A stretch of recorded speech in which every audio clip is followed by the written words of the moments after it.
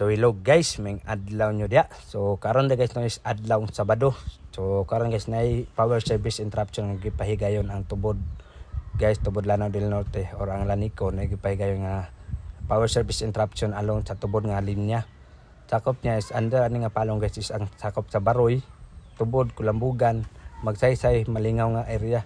So ang among trabaho karon guys is line clearing operation diri sa Malingaw line from tubod nga sentro to Malingaw line. So mao ang among trabaho guys. So kani nga mga trabaho guys, matik na aron sa malikayan nato ang sigkapalong ani nga linya diri sa Malingaw guys. Kay ang one of the main reason pod manggod, one of the factor nga man sigkapalong ang linya guys is kanang kuan jud line clearing hinungdan kanang hugaw ang linya. So siyempre di man gud po nato malikayan nga hugaw ang linya guys. Siyempre naman ta sa rural areas. So di ginato na malikayan nga matubog yung mga kahoy. Dayon ang ikaduha is kanang mga hayop, mga ginakasagara mga hayop, mga mananap ba sa mga animal intrusion mo na siya kasagara, langgam, tuko. So ang uban na guys tigin mo tuo. So mao gid na usa gid na siya sa mga factors. Duha lang gid ang akong istorya nyo guys, di ba? So mao na siya ang main reason jud mostly.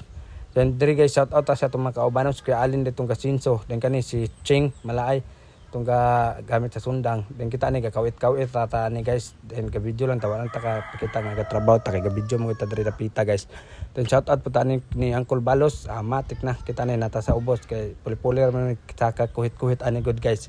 Saka putol sinso ana pulipulir gid guys kay dili pud magsilbi og magdungan-dungan diya saka buk sinso na mo. Din nami mga sundang pod lampas.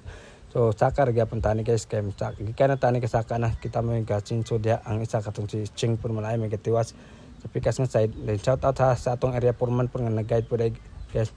Then kani guys, shout out po tani ni Boss Kinkino. Matik kay madalag sundang ga-clearing gyud mi, pang-clear ginamon ni mga kahoy nga nasa tungod sa linya guys aron di na kay tubo ba.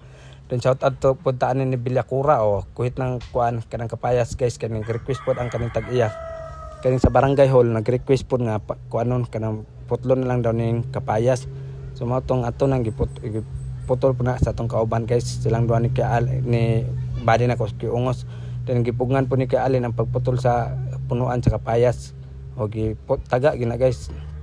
Kaya naman kanang wire sa cable o sa kanang cable nga bitaw nga linya o kana dia. Mo nang gipugngan jud pagputol. Then kana ato nang puton tag-on jud nato na aron matunga-tunga gid siya guys. Automatic na guys. Mo na mo trabaho guys no.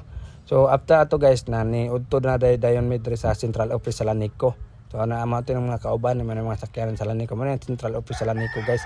So medyo bustog na kita aning panahon na guys, bakit lami kay nga sudan god manok, adobong manok, matik oy napay nilatang baka. So moro to guys no, daghang salamat.